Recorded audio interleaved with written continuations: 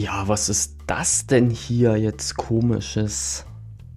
Hallo Leute, schön, dass ihr heute wieder mit dabei seid. Ja, heute dreht sich alles um Fake. Es ist echt unglaublich, wie man mit Deepfake in Sekundenschnelle täuschend echte Personen imitieren kann. Ob alt Oder auch natürlich jung. Ja, seid auf jeden Fall gespannt. Ja, wie ihr gesehen habt, heute dreht sich alles um Deepfake. Ja, ich habe eine App ausprobiert, mit der man solche Gesichts- und Tonimitationen super einfach machen kann. Ja, wie ihr wisst, bin ich natürlich jemand, der natürlich Angriffsmethodiken im Bereich der Cyberkriminalität gerne mal anschaut, aber in diesem Video soll es natürlich auch um den Spaßfaktor gehen, denn wir werden mal schauen, wie gut diese App hier funktioniert und wie gut diese Gesichts- und Stimmenimitationen auch wirklich funktionieren. Es wird sicher spannend, aber auch lustig. Seid gespannt. Wir schauen uns diese coole App sofort nach dem Intro an. Ich schwenke die Kamera, fange jeden Blick ein. In der Cyberwelt, da muss das Wissen richtig sein. Haufen Bits und Bytes, das verarbeiten wir jeden Tag. Sichere die Daten, ne Gefahr, die ist kein Spaß. Hier geht's um Technik, immer up to date. Foto, Videos, Kameras, früh bis spät. Filme wie ein Pro mit der Cam in der Hand. Hier bist du richtig, wo meine Leidenschaft entbrannt. Macht die Augen auf, hier wird Cyber Story erzählt. In der digitalen Welt, wo Sicherheit gewählt. Foto, Video, ne Ziel, das ist unser Spiel, das uns zusammen entdecken, das digitale Gefühl. Ja, wie bereits in der Einleitung gesagt, dreht es sich heute bei uns alles um Deepfake. Zur Unterstützung habe ich eine App mit am Start, und zwar ist das die App von Amigo AI. Mit Amigo AI kann ich hier ganz einfach mit einer App in Echtzeit mit dem Smartphone und eurem Gesicht einen Deepfake machen. Ich kann hier sowohl das Gesicht austauschen und oder sogar die Stimme, sodass ich hier einen komplett neuen Charakter erschaffen kann, der alles das macht, was genau ich mache. Wie das Ganze ausschaut, das möchte ich euch jetzt live demonstrieren. Und im weiteren Teil werden wir natürlich uns auch anschauen, weil ich bin natürlich hier ein Mensch für Cybersecurity, wie man natürlich auch solche tolle, lustige Technik, aber auch für potenzielle Angriffe missbrauchen können. Ich möchte das Ganze aber nicht zu negativ machen, es soll auch der Spaß im Vordergrund sein, denn ich habe hier auch ein paar Celebrities mit vorbereitet und da schauen wir uns auch mal an, wie die App diese Celebrities hier entsprechend faken kann. Doch jetzt schauen wir direkt rein in die App. Ja, ich habe hier die App schon mal vorbereitet und ihr seht es ja schon, das erste Gesicht hier ist schon geladen und ja, ich finde die App, die macht das schon richtig cool. Also hier auch mein 3-Tage-Bart von dem Herren hier, dessen Identität ich jetzt hier fälsche, ist schon richtig cool getroffen. Ja. Ich kann jetzt hier in der App, ich gehe mal hier schnell etwas weiter, denn unsere Stars habe ich hier auch noch, aber die schauen wir uns dann gleich nochmal an. Und ich kann euch mal zeigen, wie cool das ist, wenn ich hier einfach durchgehe. Ich meine, das ist jetzt hier ein Frauengesicht, ist ein bisschen gewöhnungsbedürftig. Das asiatische passt jetzt auch nicht ganz, aber so das eine oder andere Gesicht, aber auch hier Frauengesichter, gerade hier, blaue Augen, schaut schon auch richtig cool aus. Hier ein älterer Herr, ja, das könnte ich durchaus sein, wenn ich noch ein paar Jahre älter hier werde. Ich meine, bei YouTube bekommt man auch manchmal graue Haare. Ja, wenn man sich die Kommentare durchliest. Doch hier gibt es wirklich ganz viele Identitäten. Hier, ja, das schaut auch richtig cool aus. Also, muss man schon sagen. Ich meine, bis auf, dass jetzt der Farbton nicht zum Hals passt, aber das schaut schon richtig gut aus, muss man schon sagen. Schauen wir hier noch weiter. Ja, Bart ist ganz gut. Hier, der hat hier mehr Bart. Ich springe jetzt hier mal ein bisschen durch. Wow, das ist ein bisschen curvy. Dicke Backen, aber nicht schlecht. Wieder etwas schlanker. Ja, schauen wir mal, was hier noch richtig gut ausschaut. Wow, ja. So ein bisschen mexikanisch. Speedy Gonzales, ja, vielleicht. Keine Ahnung. Aber es schaut jetzt nicht schlecht aus. Hier ein junger Mann. Hier wieder mit viel Bartwuchs. Ja, steht mir. Dann, oh, asiatische Züge. Bisschen rund. Schaut durchaus gut aus. Hier sieht man so ganz leichtes Clipping, wo das Gesicht nicht ganz matcht. Es passt, man muss auch immer ein bisschen schauen, wie die Kopfform hier zusammenpasst. Aber viele Gesichter hier, also schaut richtig klasse aus, auch von verschiedenen Blickwinkeln. Oh, das war zu viel des Guten. Aber so muss man schon sagen, läuft das richtig stabil. Hier wieder ein älterer Herr. Ja. Cool. Hat irgendwas von Pierce Brosnan. Ja, finde ich auch, aber ja, so ein bisschen vielleicht. Okay. Cool. Ja. Durchweg. Ah. Schau aus wie der Prinz von Nigeria. Der bekannteste Scammer überhaupt, der sein Millionenerbe regelmäßig per Scam-Mails in aller Welt verschenken möchte. Doch ja, er hat sein Erbe immer noch nicht losbekommen, weil es ihr euch nicht meldet. Ja. Hier nochmal eine Asiatin. Hier. Na gut, da. Bei den Haaren gut. Ich habe wenig Haare, muss man sagen, aber bei den Haaren, wenn ihr Haare habt, dann verschmelzt das hier oben sicher besser mit den Haaren am Haaransatz. Aber bei mir sind deutlich hier die schon ein bisschen weniger Haare haben oder die Haare ein bisschen hochgestylt haben, deutlich besser integriert. Hier nochmal ein Frauengesicht. Schaut auch sehr gut aus. Hier wieder sieht man deutliches Clipping. Da muss man echt ein bisschen experimentieren. Aber es sind durchaus viele Gesichter dabei. Auch das finde ich richtig klasse. Ja, die richtig gut matchen. Ja, bevor wir uns hier die Stars anschauen, möchte ich hier euch noch zeigen, wie man hier mit der App Stimmen verändern kann. Dazu switchen wir jetzt hier mal rüber in den anderen Tab, und zwar in den Voice Tab. Ich muss zunächst hier in 15 Sekunden meine natürliche Stimme einlernen.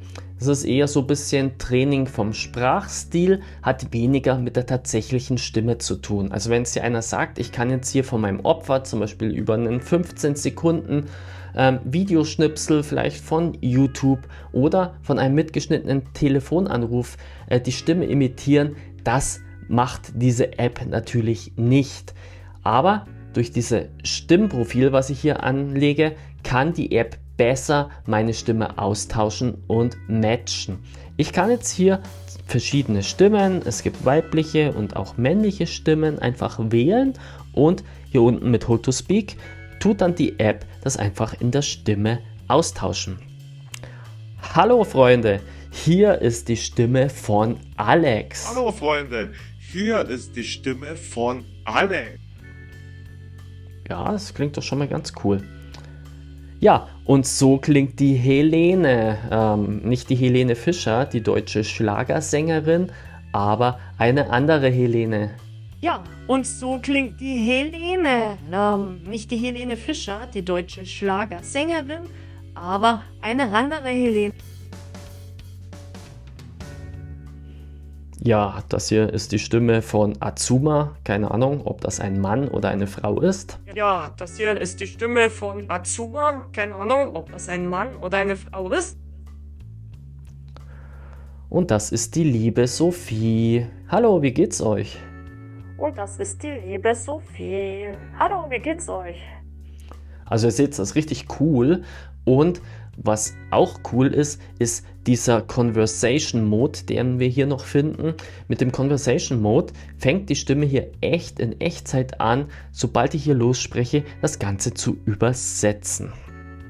Ja, ich habe jetzt hier mal die Live-Conversation gestartet und alles, was ich jetzt sage, wird durch die App mit einer kleinen Zeitverzögerung in die andere Stimme übersetzt. Das finde ich schon richtig cool. Ja, natürlich, wenn wir jetzt sagen Deepfake-Angriffe mit gefälschtem Bild und gefälschter Stimme, da kann ich das jetzt hier natürlich in Kombination dann doppelt fälschen. Ja, wie solche Schockanrufer oder Betrüger vorgehen, das möchte ich euch gleich auch nochmal zeigen anhand von ein paar Textbeispielen, wie zum Beispiel Betrüger bei solchen Telefonangriffen vorgehen. Doch bevor wir zu den etwas dunkleren Teil wechseln, möchte ich nochmal zurückgehen und wir schauen uns mal an, wie die App hier bekannte Persönlichkeiten imitieren kann. Let's go! An dieser Stelle eine kurze Unterbrechung, sorry. Ja, wenn dir meine Videos gefallen und du meine Arbeit im Bereich IT-Security unterstützen willst, dann solltest du Kanalmitglied werden. Ja, mit einem kleinen monatlichen Beitrag hilfst du mir hier bereits schon, weiter Beiträge zur Schulung, zur Awareness und zur IT-Sicherheitsforschung zu produzieren. Den Button zur Kanalmitgliedschaft findest du hier direkt unter dem Video und ich würde mich freuen, dich als Kanalmitglied willkommen zu heißen. Ja, und du möchtest meine Arbeit unterstützen und möchtest aber nicht gleich Mitglied werden, dann sag einfach mit einem Super Thanks Danke. Dadurch kannst du mir auch einmalig was zurückgeben, wenn dir irgendein Beitrag besonders gut gefallen hat. Ich freue mich auf jeden Fall über jeden von euch. Vielen Dank für deinen Support, doch jetzt zurück. Ja, ich bin jetzt hier wieder in dem Tab und ich habe hier ein paar Promi-Bilder schon mal hochgeladen und wir schauen uns jetzt mal an, wie hier die App unsere Promis imitieren kann. Als erstes haben wir hier den Diktator von Nordkorea, den Great Leader Kim Jong-un. Ja.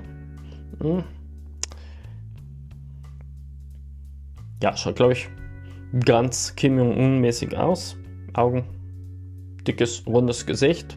Ja, kann man so stehen lassen. Der nächste in unserer Runde ist der amtierende US-Präsident Donald Trump.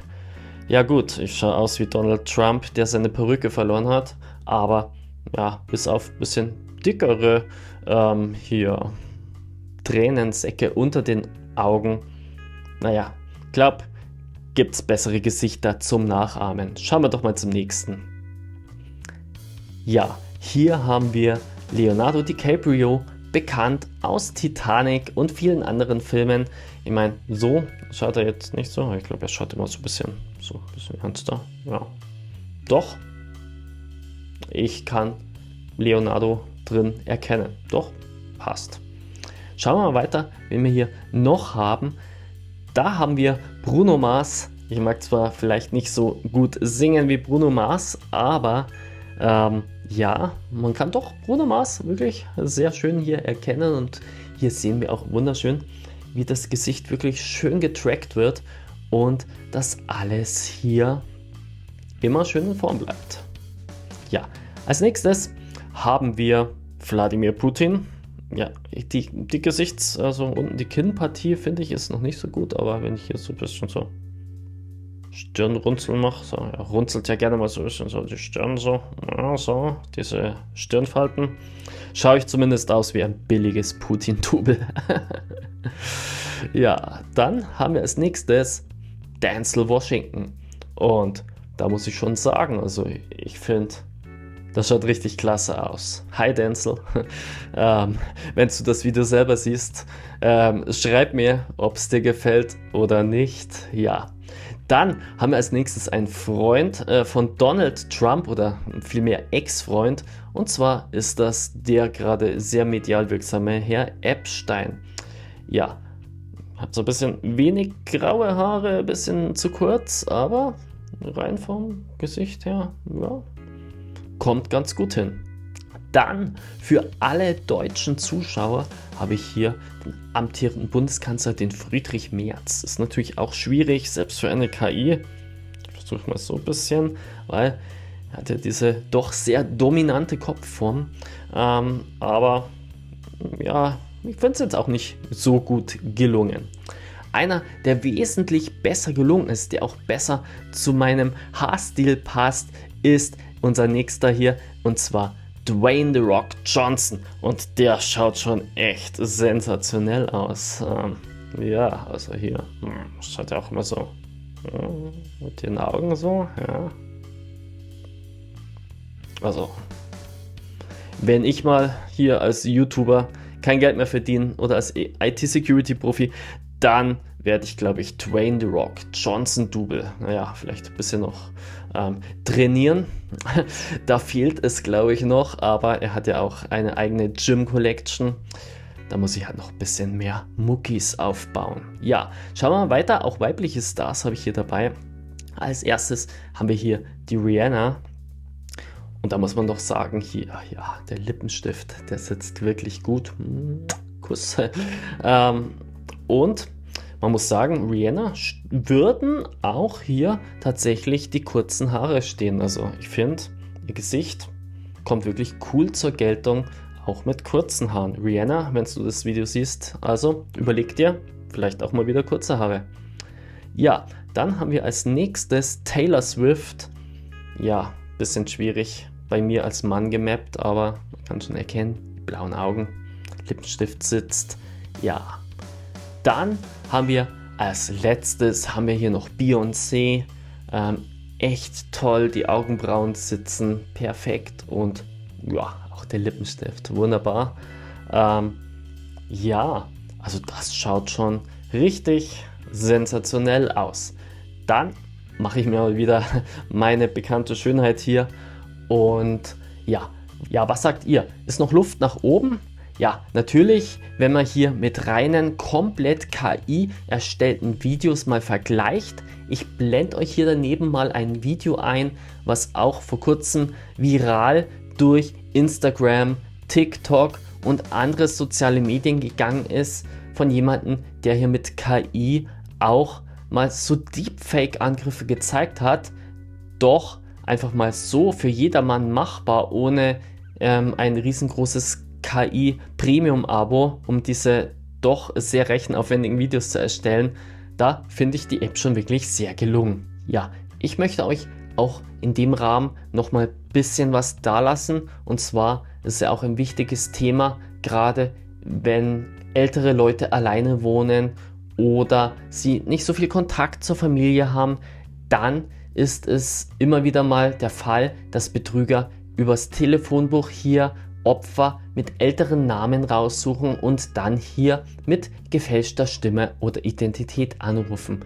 Ja, wie ja zum Beispiel ein Angriff mit gefälschter Stimme ablaufen kann, das möchte ich euch jetzt noch kurz demonstrieren.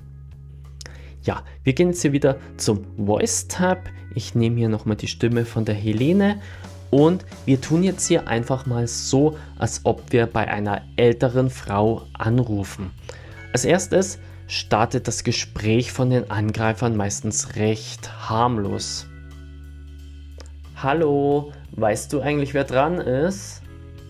Hallo, weißt du eigentlich, wer dran ist? Damit stellen die Betrüger schon mal hier eine offene Frage und die ältere Frau ist zum Beispiel eine Großmutter und sie denkt natürlich sofort an ihre Enkeltochter. Ja, und sie könnte jetzt hier zum Beispiel sagen, ja, Sarah, bist es du? Ja, und da haben die Angreifer natürlich sofort wieder eine Information bekommen. Die Enkeltochter heißt Sarah. Ja, Oma, genau, hier ist die Sarah. Ja, Oma, genau, hier ist die Sarah. Ja, und dann sagen die natürlich, ja, ich habe lang von dir nichts gehört. Ja, wie kommt das denn, dass du so überraschend jetzt bei mir anrufst? Und dann legen die Betrüger nach. Ja, Oma, mir ist es eigentlich recht peinlich, dich anzurufen, aber mir ist echt was Schlimmes passiert. Wir waren gerade im Urlaub und da sind wir überfallen worden. Geld weg, Auto weg, Ausweise weg. Das war so schrecklich. Ja, und da hat Oma natürlich Mitgefühl. Dann legen unsere Angreifer wieder nach. Ja, Oma, ich habe das ganze Geld jetzt für die Rückreise aufbringen müssen und mir ist echt peinlich, aber ich weiß nicht, wie ich die nächste Miete zahlen soll. Und dann bieten die Betrüger natürlich an, gerade wenn ihr euch zum Beispiel Leute anschaut, die im Telefonbuch stehen und die Adresse steht noch mit dabei, dann wissen natürlich auch unsere Angreifer, wo die Opfer wohnen. Und dann kommen die auf so ganz skurrile Ideen wie: Oma, kennst du meinen Freund, den Landi? Ich würde den vielleicht vorbeischicken. Es wäre cool, wenn du ein bisschen was mitgeben könntest. Dann kann ich vielleicht noch schnell was zum Essen kaufen, weil das ist echt so schrecklich. Ich bin so fertig.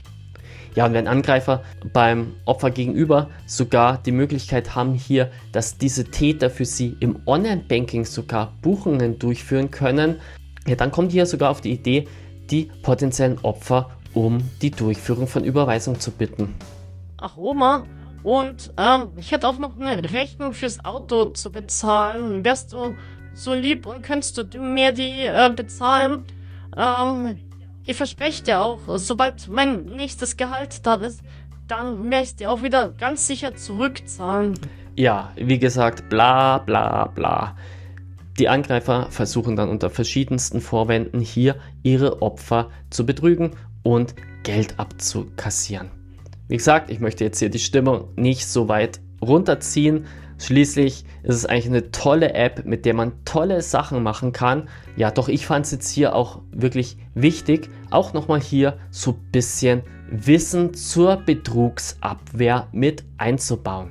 Mich würde es jetzt interessieren, wie hat euch die App gefallen? Würdet ihr euch auch die App zulegen, rein des Spaßes wegen oder wegen der Features? Ich finde gerade das mit dem Gesicht-Mapping ist schon erstaunlich gut. Wie gesagt, man muss ein bisschen variieren. Manchmal passt die Gesichtsform nicht so ganz zusammen, aber man hat hier ganz viele verschiedene Beispiele und der Pluspunkt, den ich hier wie gesagt finde, ist, dass man auch eigene Fotos hochladen kann und so komplett fremde, skurrile, aber auch lustige Identitäten hier annehmen kann. Kombiniert mit der Stimme, man kann nämlich hier auch das Ganze aufzeichnen, zusammen Bild und der verstellten Stimme, so wie ich es euch auch in der Anleitung gezeigt habe, hier in diesem kleinen Videosnippet hier. Das finde ich schon richtig cool und das hat so einen richtig tollen Fun-Faktor. Wenn euch das Video gefallen hat, würde es mich natürlich freuen, wenn ihr meinen Kanal abonniert, einen Daumen nach oben da lasst und die Glocke drücken nicht vergessen. Dann werdet ihr auch informiert, wenn ich neue Videos zur IT-Security hochlade. Mich freut es, wenn es auch euch gefallen hat. In diesem Sinne würde es mich auch wieder freuen, wenn ihr beim nächsten Video wieder mit dabei seid. In diesem Sinne, bis dahin, macht es gut. Ciao, euer Reik.